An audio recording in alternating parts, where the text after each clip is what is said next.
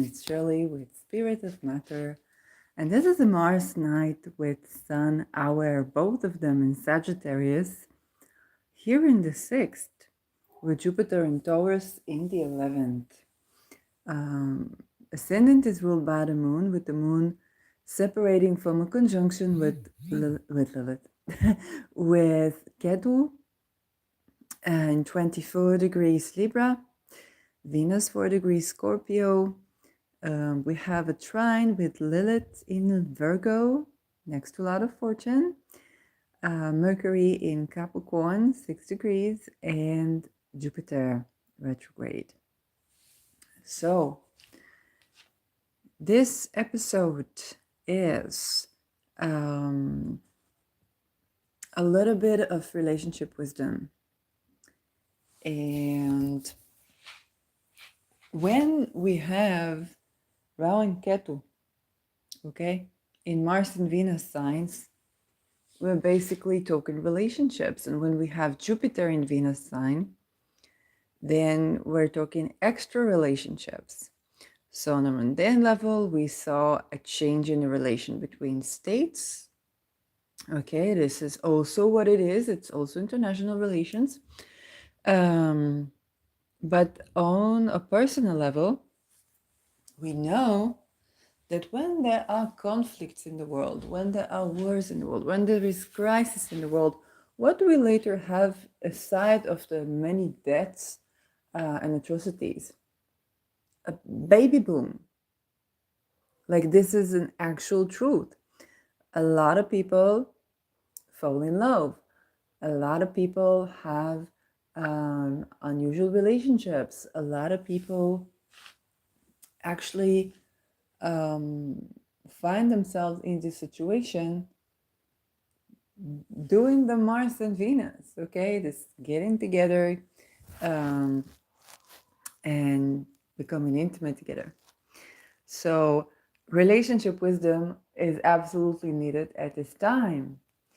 And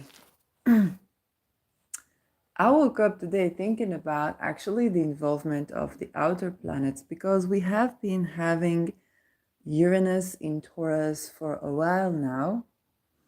And now it has also been involved in eclipses. And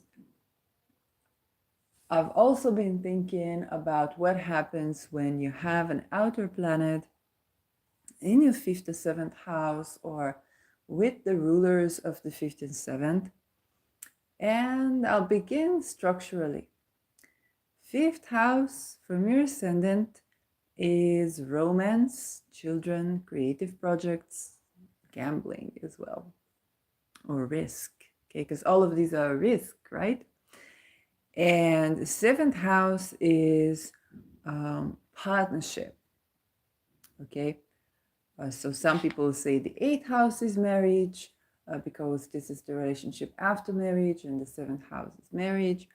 But 7th house is the one-on-one relationship that is an actual partnership. Now, when you have the rulers of the 7th and 5th, okay, in good relations, this means that the transition from romance to partnership, both within your relation and as you're dating, is rather smooth, okay, if you tap into it. When you have them in a square or an opposition, that can make it more difficult to go from falling in love ship to an actual partnership. That's general. Now, when you have an outer planet in the 5th, it's going to, if it's natally there, then this is an energy you work with, same with the 7th.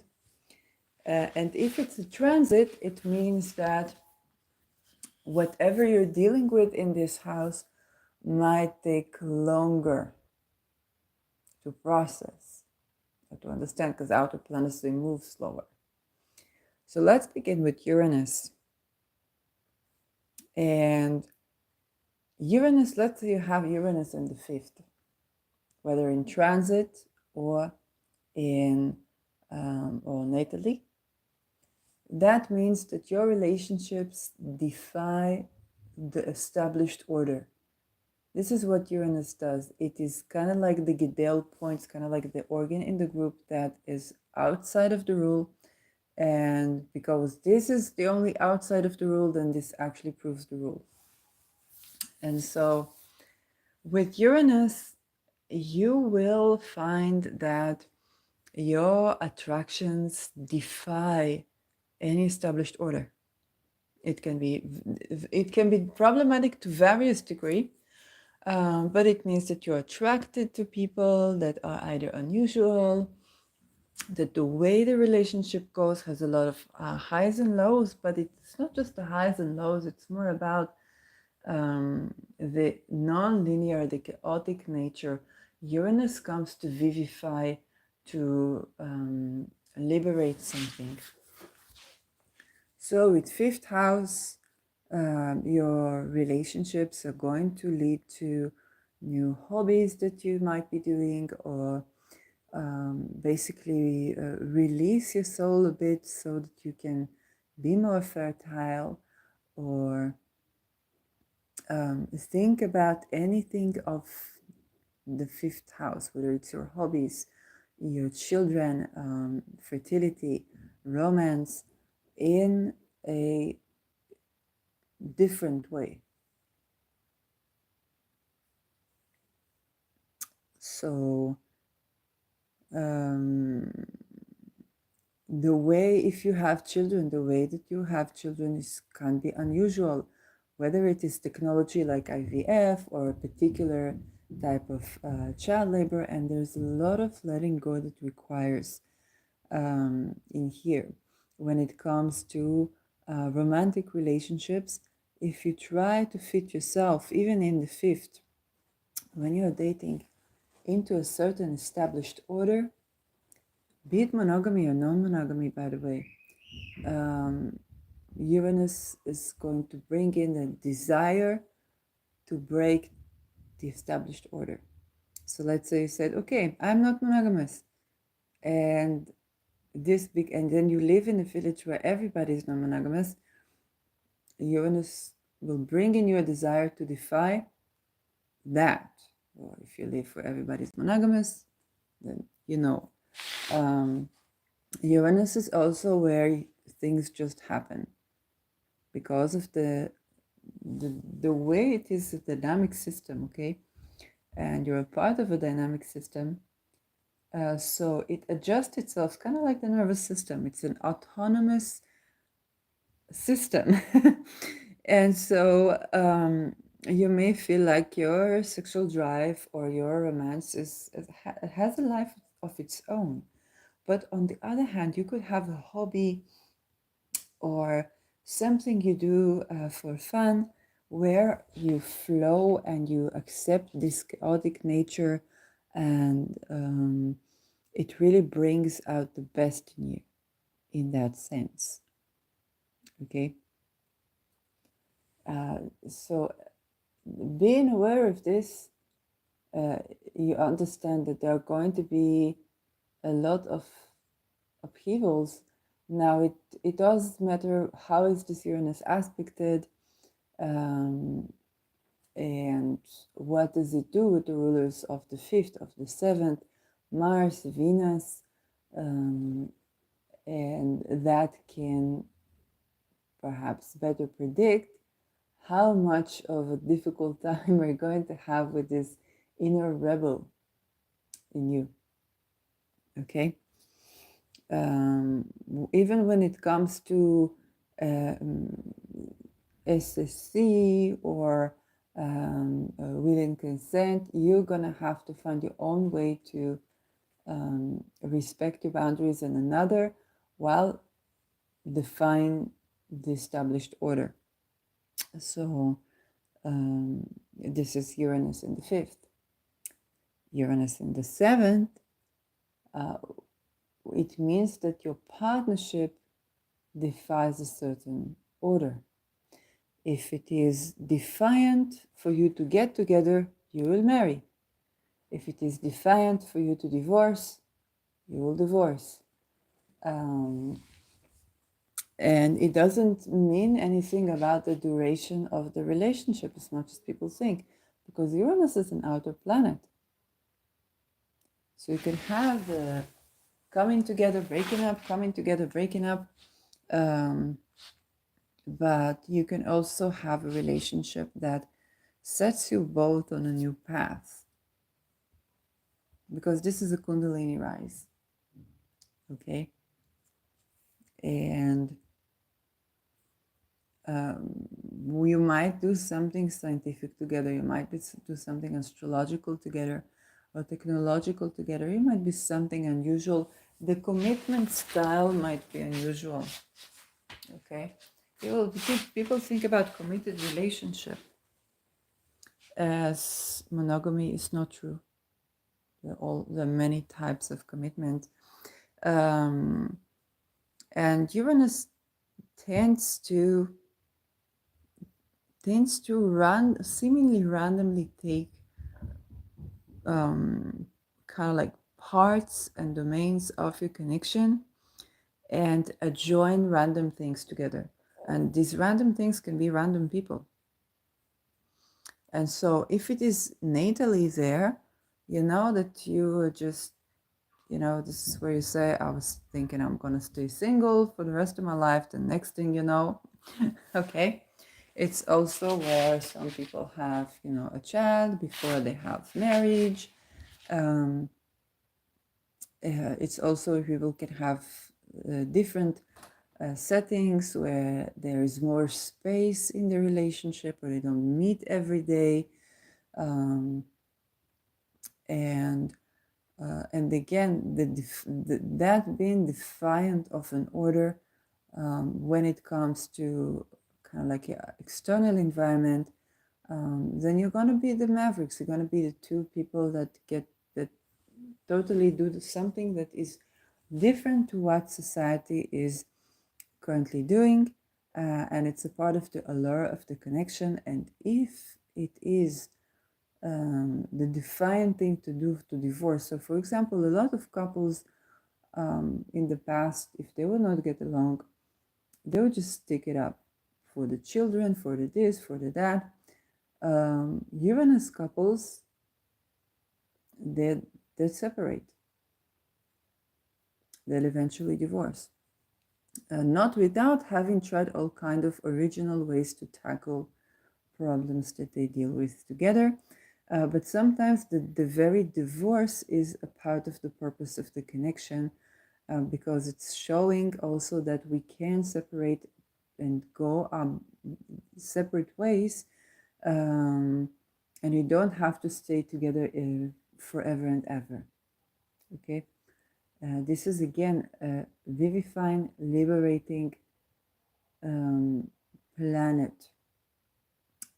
It gets its best when it's allowed to do what it wants to do, what it came here to do. It gets its worse when people try to put Uranus in a frame. You try to put Uranus in a frame, it breaks the frame. Okay, so that is for this planet. Now, this could also be Uranus to the ruler of your seventh. Let's say you have, I don't know, like this chart, Capricorn, but you say, let's say you have Saturn in Taurus, and now Uranus is crossing through your Saturn. It's basically revivifying the structure of your relationships. Okay, if that is the case for you. So you may have divorce, you may have union, you may have changes to establish order, and you're just gonna have to let it take its course, because Uranus is gonna do what it came here to do. It's just so. Now, let's talk about Pluto. Okay, so Pluto in the 5th house. Again, if you have it natally, it means that anything of the fifth, even your hobby, you could have some hobby you're extremely obsessed about, or you could be um, exploring taboo things for fun. When it comes to sexual affairs or dating, then it's where you need to be cautious, because issues of power can emerge, and the taboos of the dating part is going to make itself evident. While it can absolutely be exploring taboos together, Pluto usually takes some time to get to know, um, and work through. So issues of power can arise right from dating. This is where you really could be benefiting from learning about stuff like gaslighting, or and it can be just the communication of the person that they're not intending to do so, but learn about stuff like gaslighting, learn about stuff. Um, you kind of like get to know red flags, um, and learn how to maintain your power. So even if you have a kinky relationship or power exchange kink, then um, it's important to get yourself educated, um, and actually go after, because it's gonna be compulsive, it's gonna be obsessive, um, to establish yourself. You can also be obsessive about having children, but then have sort of a power relation with the children. So, and learning about Pluto and how to deal with what you call Plutonian obsession, and that can be very, very useful for you. If Pluto is going through the seventh house, that means that you're going to have excess intensity, and you're going to learn about power in your relationship. So let's say you are the type of couple that were like love conquers all, and one of you have money and one of you don't, and you kind of complete each other. You don't make a big deal out of it. Pluto comes in and you realize that, oh, also the other partner needs to have their own separate wealth. Or this is how this power, this is where we have power imbalance in the relationship, and this is how it affects it. Pluto can bring about relationships where you explore the theme of power, taboos, and also um, changing, kind of like composting things, or changing, um, birthing. Okay, so definitely it can yield a very close, very intimate relationship, um, and it can bring about throughout almost decade, and sometimes more than a decade. Um, if it is Aquarius for you, it's going to be 2 decades of learning how to establish your power within an intimate connection. And that power is not something you have over a person, but power is something that you're centered in, and learn um, to be centered, um, and that will allow you to let go and not to give so much power to your relationships over you. Because when you enter this, you might have, if it's your seventh house, you might have the tendency to lend your power to your partner more so than it's benefic for both of you. Okay, and you may draw people with ascendant Pluto um, that bring in that quality. And again, depending on how this Pluto is aspected, okay, it can be a lovely, deep intimacy that does not shy away from the more animalistic part of our psyche. Or it can bring about kind of like a crisis where you have to change the way you think about relationships and change the way you do relationships. And what you thought was not such an issue can become a power issue, um, just so that you will change and grow. Okay. When it is Neptune, in your fifth house. Well, Neptune tends to blend dimensions and it moves very slowly. So there can be all kinds of unusual experiences in the sense of the dimensions that you feel. Uranus can bring that too, Pluto can bring that too. But here, the longing is a tremendous part, because there is an ideal that you aspire to and that you sense with your senses. Okay, you might be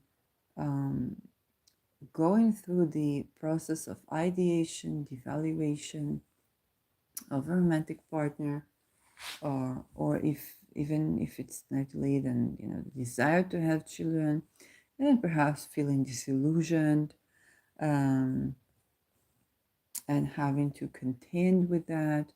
There can be loss associated to romance and longing or limerence associated to your affairs.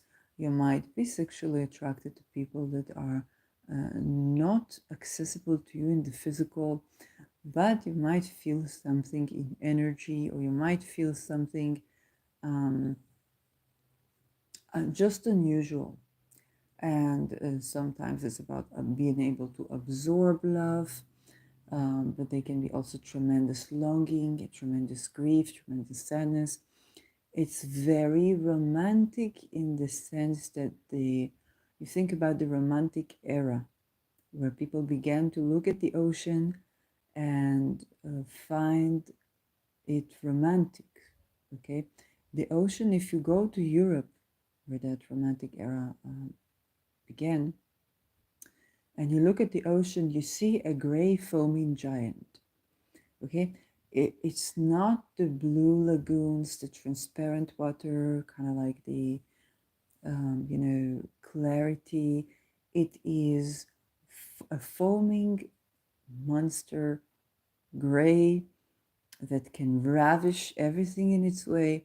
That is what they began to find romantic in Europe, and they began to enjoy going to the shore. It's very important. If you live around the Mediterranean Sea, you don't get that.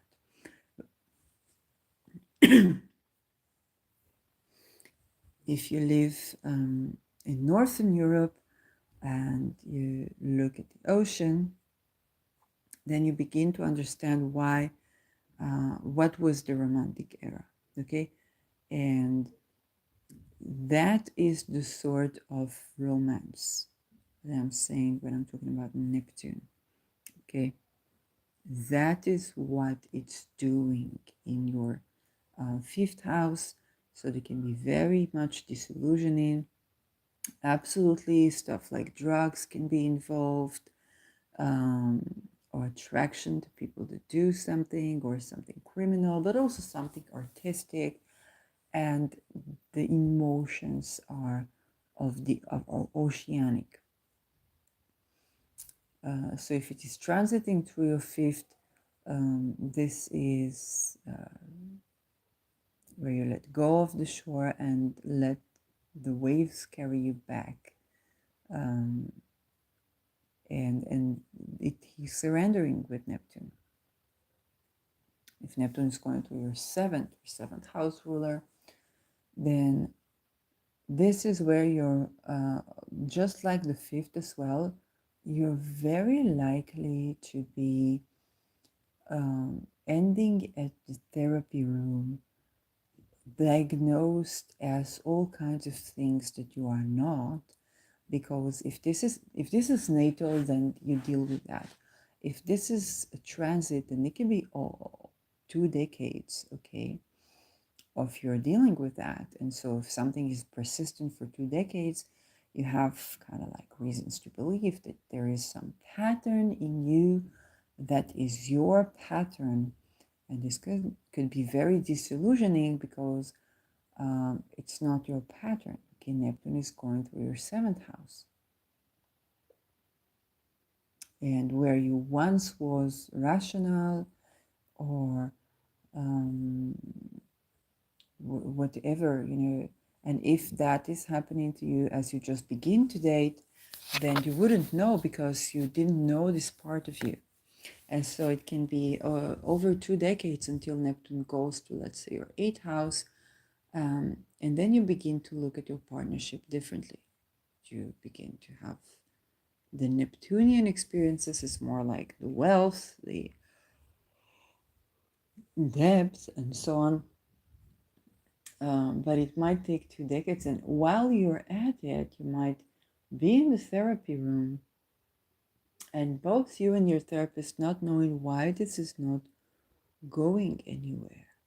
Or we thought we're making a progress and now we're not. With Neptune, you need to surrender something. And it is your 7th house. It is the even will I, won't I have a relationship. Okay? And as you surrender, and again, this experiences of longing, of ideation, of loss, people tend to feel kind of like Jesus on a cross when they are in relationships in this way. They can be sacrificed. And while all these things about Neptune, the savior complex, or kind of caring for others to escape your own grief and so on, it's all true to analyze this psychologically. It might not really bring you through to more than set an intention for it to change.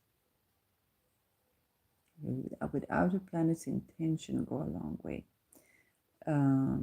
Because Neptune does imply that surrendering something is needed to enjoy the liquidity, okay, the wealth of Neptune, because Neptune can bring tremendous wealth. Neptune is when something goes viral. It can be a pandemic, or it can also be despicable amount of wealth, wealthy like the ocean. This can also mean that, okay? They can also mean loss. So a lot is said about the Neptune loss, but not much is said about the Neptune gain, because think about it. If it's wealthy like the ocean. Or if you are having, and if this Neptune is when it's well aspected, you will have an almost ideal type of connection that even both of you feel. Okay, so it's going to vary, and there can be longing, there can be limerence, there can be disillusion, there can be ideation, there can be lies and deceit, but there is also the experience of very ideal love, the ideal feelings, channeling spirit, telepathy, merging, all of those things. They also exist, and they are also a reality. Okay, and so Neptune, to the 7th, or ruler of the 7th, is one of those where people are like, is this my twin flame? All the outer planets, when I just began to give readings, because I came from like composite, then I began to give relationship related readings, and outer planets to inner planets. That's my expertise. And so I ran into people, and people when it came to the outer planets, when I would hear the word, is this my twin flame? And I must tell you, no matter how rational you think you are, when the outer planet hits, you're gonna fumble through those videos. You're gonna fumble through that, and it can even take on the illusion of, yes, twin flameship is just a working relationship. Mm-hmm. And then it comes in a very unusual way, and but the desire, the longing. Now, if you have it natally, if you have the outer planets to inner planets to do with relationship natally, it's just going to accentuate on that, and you have to give it the time, because it does take the time. They are slow moving planets. There's a lot that you are processing through. Okay. So at this very moment, we have Uranus on Venus that is ruling Ketu. Okay, it's basically ruled by Venus that is ruling Ketu. So this has been ongoing for a while. It changes our relationship to the land, to the soil, the way we do agriculture, to food.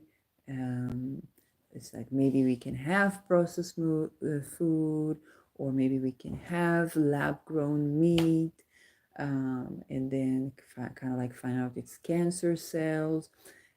So there are a lot of permanent changes. Or learning, for example, that cows and pigs used to haunt people, and that's how we began to eat them. If you think about orcas, what they do with them in the circus, kind of like, oh, this is very cruel. But then if you think about how orcas eat sharks, they just take the part that they desire, and it's very cruel.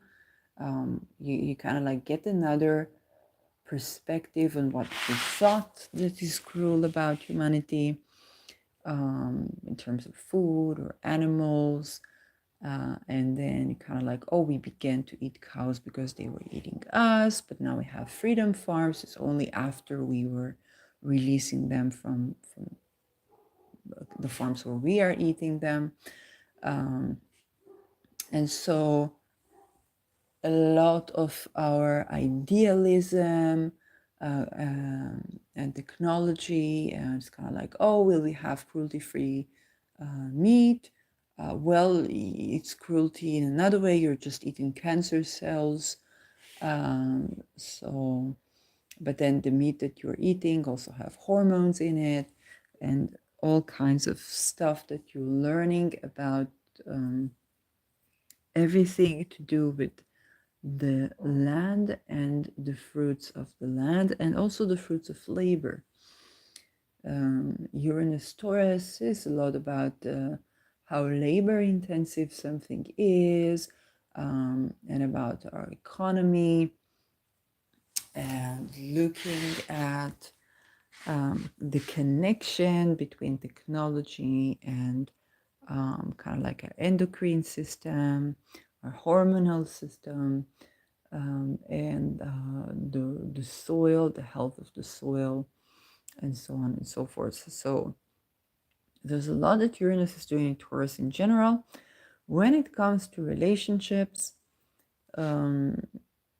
it means that women, okay, and sisters are going through tremendous transformation. Okay, now it's still co-present with Sedna, because Sedna is ingress to Taurus, and will ingress again to Gemini.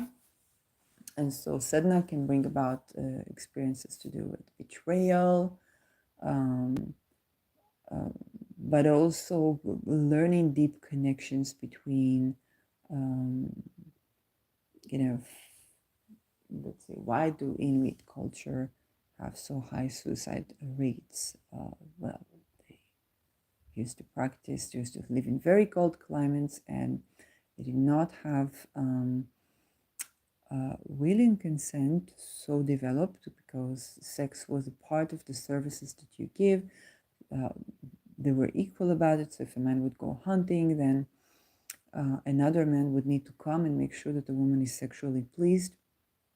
And if a guest would come, then it would be a gesture to give the guest to sleep with the wife. And they would also teach children about sexuality. I don't remember if it's like incestual relationships and so on. But as time progressed, and the other cultures that changed, kind of like came other type of beliefs, religions, and so on, with the pros and cons that they had. It were first of all colonized, and then there was a lot of also the incest, and because of the lack of practice of willing consent on both levels, both men and women and children, then it leads to the effects of high suicide rates, because if a person is molested in childhood, we know today that it does affect. It's relatively new, the understanding, as horrid as it is, but it's relatively new, the agreement to understand that this does affect tragically and lethally the life of the infant and the child, and that causes the most extreme suicide rate that we know.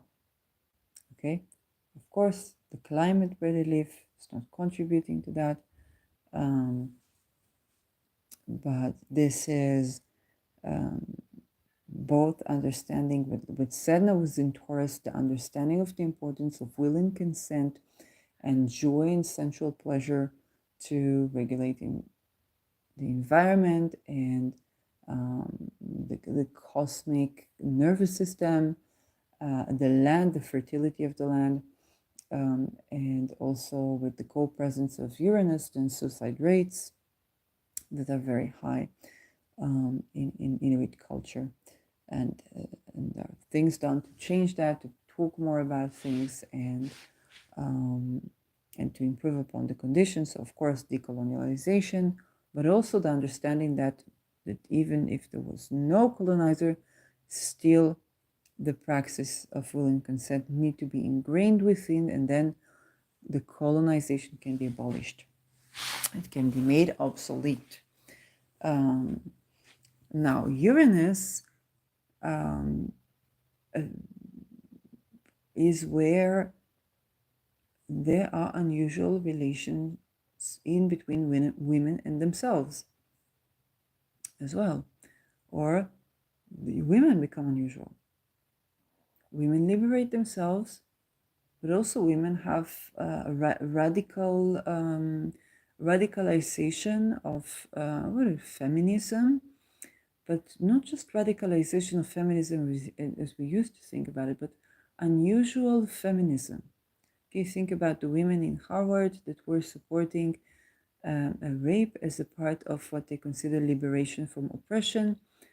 Yes, type of that unusualness. And the implications where this was practiced, okay, and the what this creates. Yes, I was talking about the high suicide rates in Inuit culture, but when you have the co-presence of betrayal here, and women in and of themselves can feel go through unusual experiences and desire to liberate themselves from oppressive women.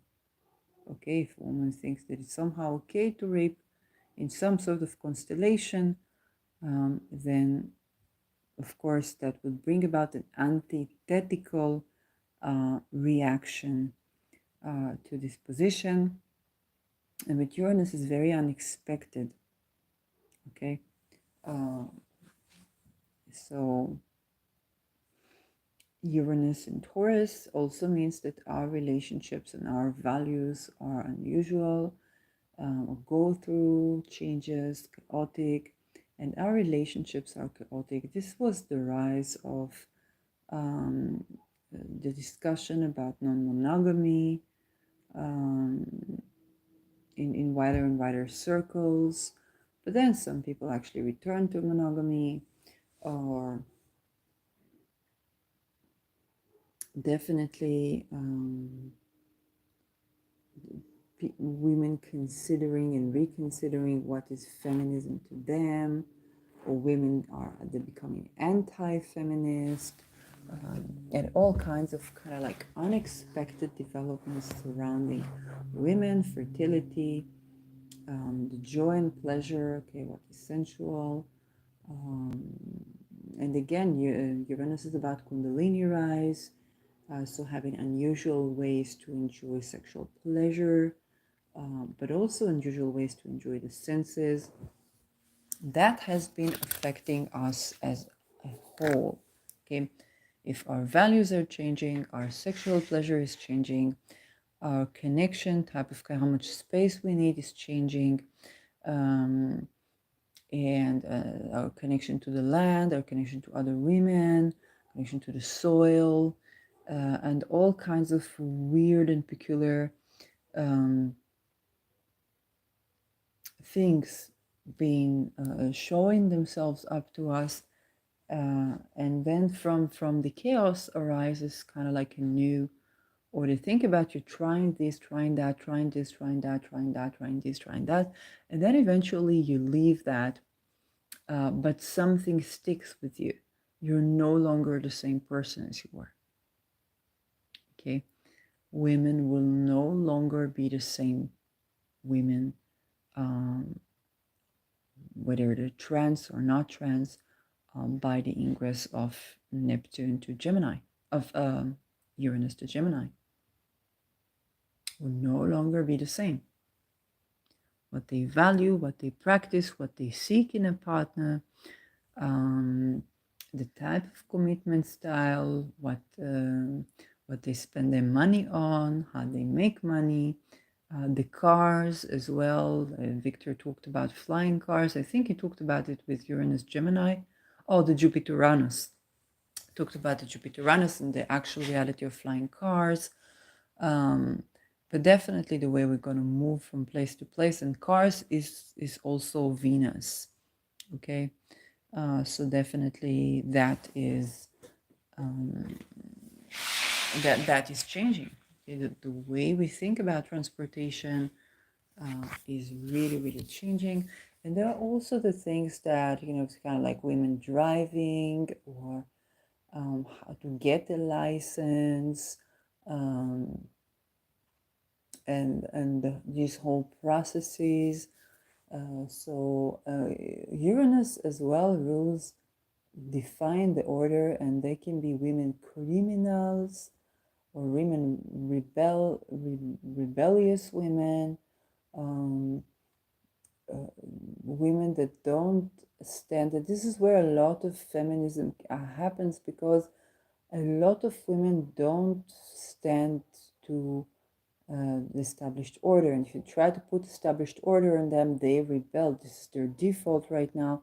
So it can be liberating a lot of women and sisters, because Uranus makes it so that they simply can't do their Taurus house, the usual, whichever house it is. And of course, this affects men. Okay, how do men respond to women that suddenly speak with their vagina? Um, how do men respond to women deciding, I want to grow hair on my legs, and this is feminine? And then the trans woman or trans men can say, I grow hair on my legs, and makes me masculine. And how these two people collide, or more weird stuff that women said, oh, standing up to being sexually harassed or asking to be validated, okay, giving validation to one another. And then Johnny Depp, of course. Um, so that was still ongoing with Uranus in Aries, but even now, the need to validate each other, different types of validation, okay, and uh, yeah, different types of validation, and of course, how do men react to this, and how they need to kind of deal with that, okay, because somebody that you're living with or somebody that you're dating, the dating game is changing, um, and women have other standards and other values of what they seek in a man, and there are a lot of skills that suddenly men need to learn and sometimes unlearn, um, when it comes to money. Then one day, the woman wants you to pay for her. One day, a woman doesn't want you to pay for her. One day, a woman wants you to open doors. Okay, and it's kind of like everybody really is going through this transformation. It seems like a small thing, but all these small things accumulate to a lot of tremendous chaos, um, that is also meant to liberate the relationship between people, women and women, men and men, women and men, and all types of relationships. Okay, sisterhood, romantic relationships, partnership, marriage, business. It's done differently. What we expect is differently. Okay, I think about myself after the Me Too. I do not agree to write a CV, because if you can go to this workplace and that workplace and you're dependent on the recommendation of someone, and you need to write it in someone, and then you cannot speak something, because it's, you cannot say, I can either say, well, this in that place where I study, I was in a Me Too case.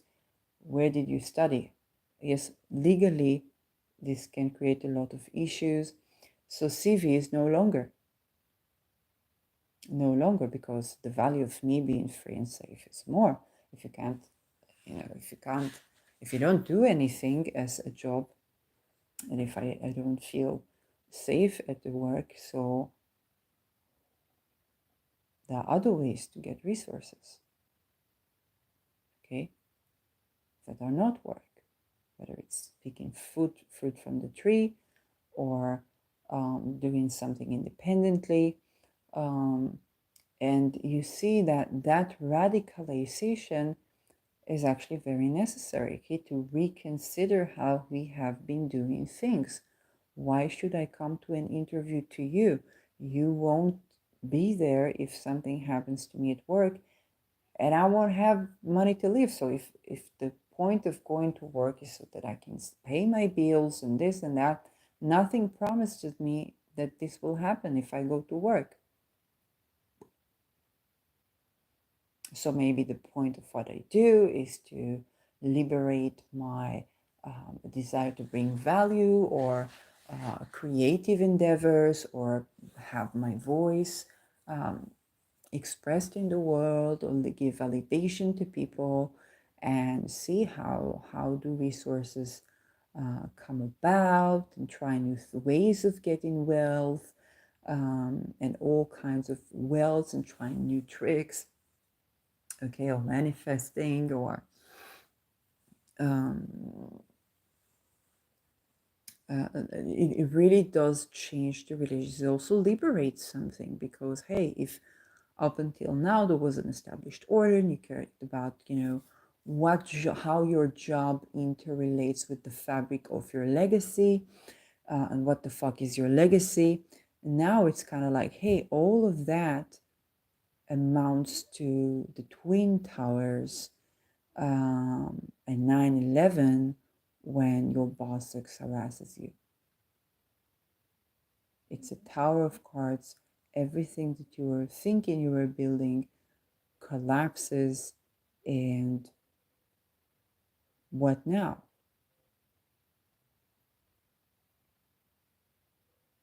Okay, so perhaps we weren't meant to do work in the way that we were doing it, or maybe we were meant to for a while, but then there's a breakthrough to things that is liberating. Just today, I saw a short about a man teaching men about relationships, and it's a short where the man comes to him to consult, and of course he plays both parts. And the man say, well, my wife doesn't want to have sex with me anymore. And he said, have you tried? And gets the checkboard. He said, please don't do the checkboard. He said, I have to. Have you tried giving her touch that is not leading to sex, like hugging her or so? It's like, no. Have you tried a conversation? Make some time for you? He says, no, I've been working a lot lately. Have you tried talking about being vulnerable? So don't tell me things I don't understand. And the person eventually says, but I'm deprived of sex.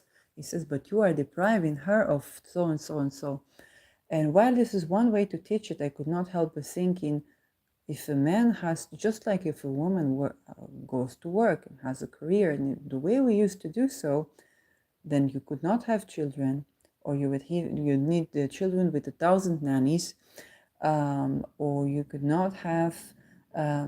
You go to work and then you need the housekeeper and you needed this and you needed that. So you get your fascination with work. If it is actually contribute, if you do something that you like, it's important. And then usually the husband plays the part, or you somehow find a way. If you're both doing it, both are usually workaholics, and and have a lot of nannies and a lot of cleaners. And as an English teacher, I was doing private classes, and so a couple calls me about a child, and the couple were working extra hours to buy this child a teacher. And I'm always asking more questions before I receive someone. And from the questions, I realized that the child did not need an English teacher. It needed some time with the parents. And usually what happens when you're not so good at school, your parents sits with you on your homework. And so I told her, she asked me, how much do you take? I told her a double time the amount that I take. You said, well, I'm going to have to work more for that. I said, or you can do something else. You could work less hours and spend some time with your child because they don't need an English teacher. Okay, and of course, I did not take the job, but it's also important to understand that it's not the fault of the parents. It's basically, how can a man be a great lover, a great father, tell how he is, and go to work? This is too much. Both men and women need to change the way they work for relationships to be successful. Okay, and so we're used to kind of like, oh, why doesn't he help with the house? Why isn't he vulnerable? Why is he works his ass off to make money? Because that's what he knows. Maybe that's what his father did. That's how he knows to love you. Okay, and you add another thing and another thing and another thing. Sooner or later, people are going to fall apart. Okay, unless you take something back from the pressure of making a living. Uranus in Taurus tends to just that. It's like, enough criticizing men for not helping you around the house. Let's talk about going to change or protest or make a revolution in our working conditions so that they can learn the skill Because if they work 10 hours a day, they don't have time to work 3 hours a day. Now they can learn something more. They can do something more.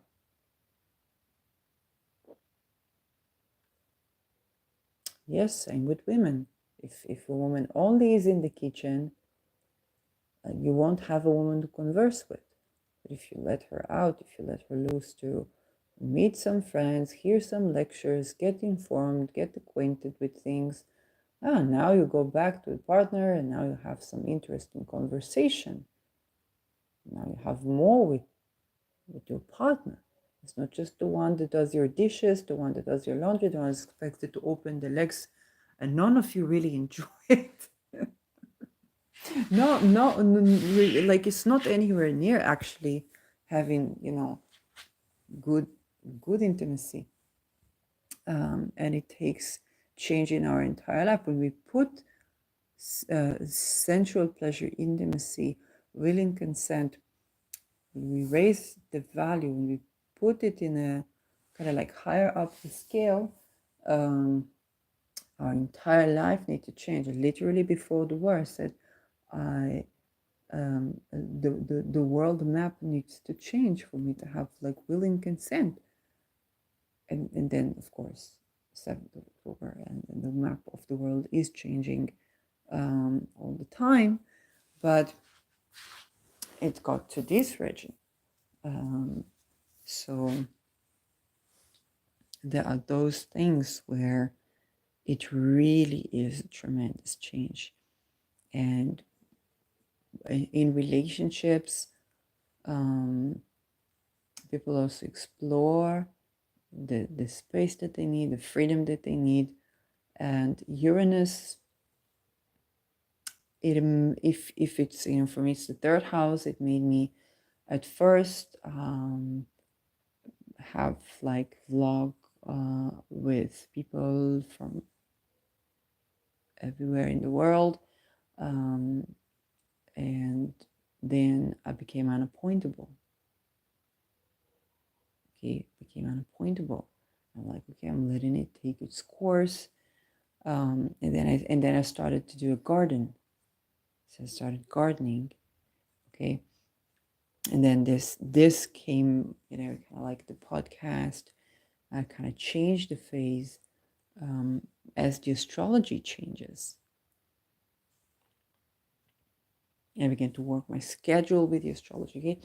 That is making me a very different person to live with.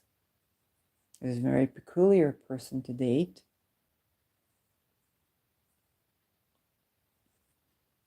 And a very weird person to be intimate with. It's just the 3rd house. Okay.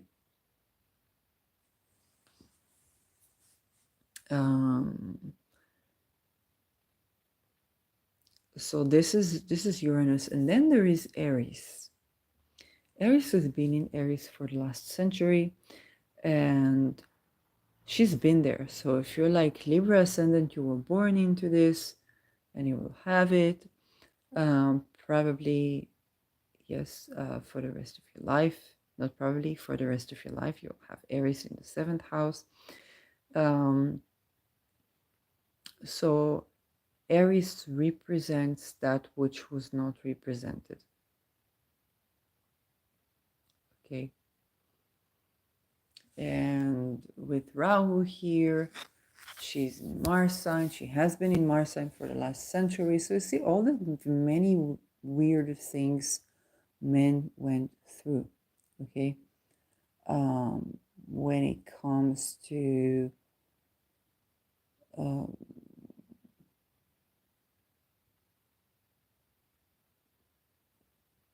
the Übermensch, okay, trying to be the top at everything, trying to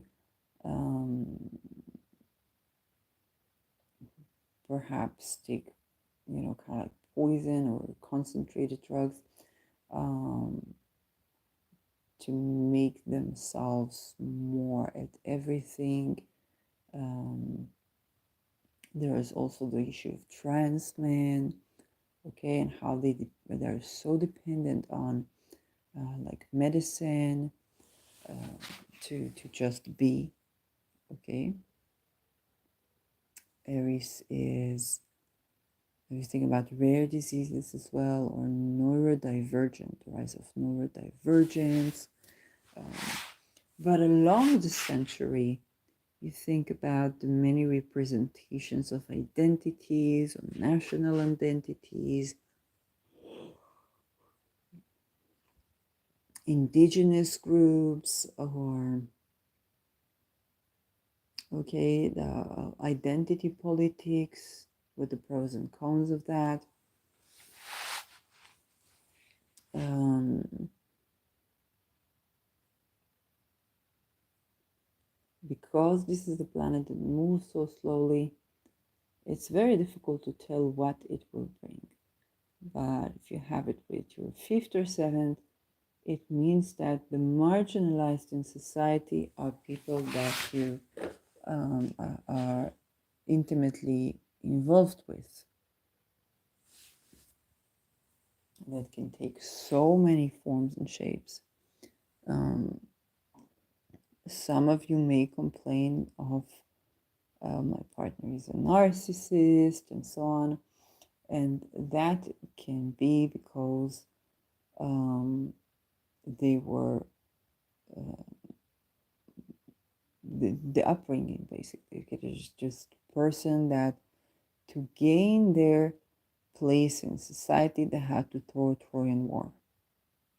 It can be in the family, it can be at the work, and so on and so forth. So it is also those issues, okay? It's also those issues. It's also people that went through such seclusion, such isolation, such misrepresentation, and intense systematic corruption. Of course, it manifests in how they are relating intimately. Okay, so Aries to the ruler of your seventh or to the ruler of your fifth means that your partner is in the margins of society. Now, those things tend to catch on. People, whether it's people call it secondary trauma or through patterns, and you may experience that you are when you're with your partner, kind of like at the margins of society, and the great love that you share has to do with tending to the misrepresented. Okay, to those that, if they think about the chart, that is not like, Adolf Hitler or something like that, something positive, then Peter R. de Vries had the moon conjuncting Aries in the 10th house. And he was known for seeking out cold cases of unresolved crime, unresolved murder, and tending to these cases. Those cases were usually the people that nobody would look for or that everybody forgot about. And those were the cases that he would solve. So he would tend to, his career was to tend to those people that nobody cared about, and he made the entire nation care about the misrepresented. Okay, Austrian legacy. Okay, it's a very good legacy. So that can be with these romantic relationships. Then you could have relationships with someone who's misrepresented, marginalized in society, who doesn't get representation. And it can make a lot of difficulty to connect and to keep the connection, because the world needs to change for you to be together. The world needs to change for you to be together. Aries is going at it alone but also having to throw chaos to be accepted. And around meeting each other, you might feel like this chaos needs to be thrown to be accepted. And your card of enlightenment is chaos, and causing and stirring up a Trojan war. So this is where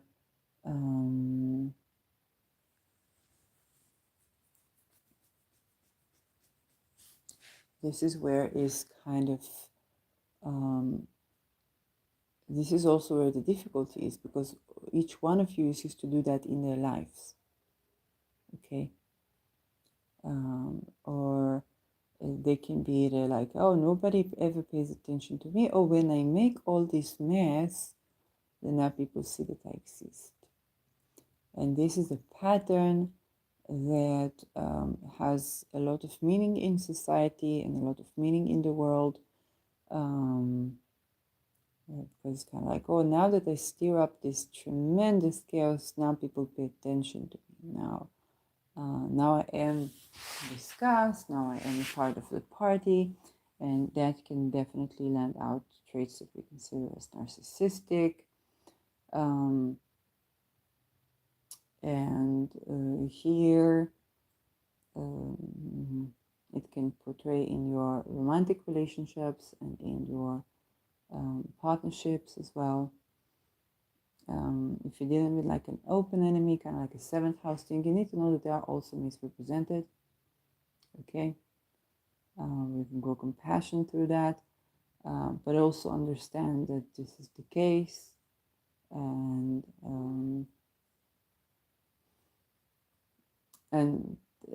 each one of you might be kind of like going through the Aries experience differently, because if Aries is with the ruler of your seventh house, this planet also affects you. Okay, so let's say Aries with your let's say with this chart, it would be with Saturn.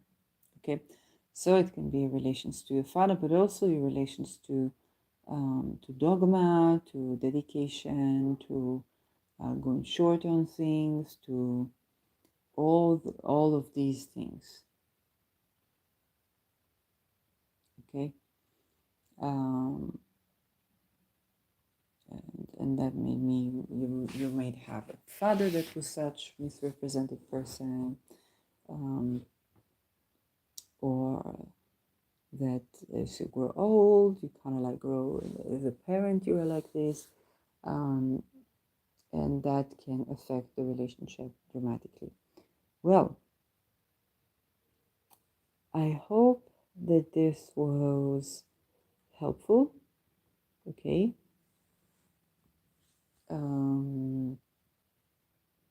I find that this is an important teaching, also the Aries teaching, because Aries is in Mars sign, has been in Mars sign, will be in Mars sign, and perhaps when Chiron is approaching Aries slowly, we will be tending to healing that which we thought we cannot heal or we cannot reconcile, and that is towards the end of the journey of Aries in Aries.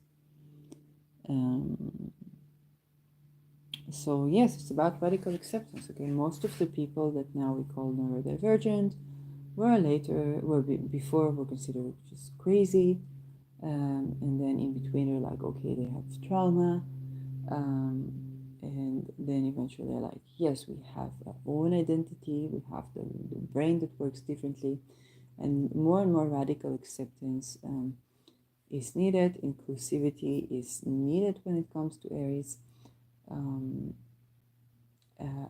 also inclusivity towards ourselves. Okay, let's say you have a person, let's say you are a person who is of two genders but finds it difficult to learn their own pronouns. Okay, this is exactly the Chiron Aries thingy that we are heading. So I hope this was helpful, and I'll see you in the next video.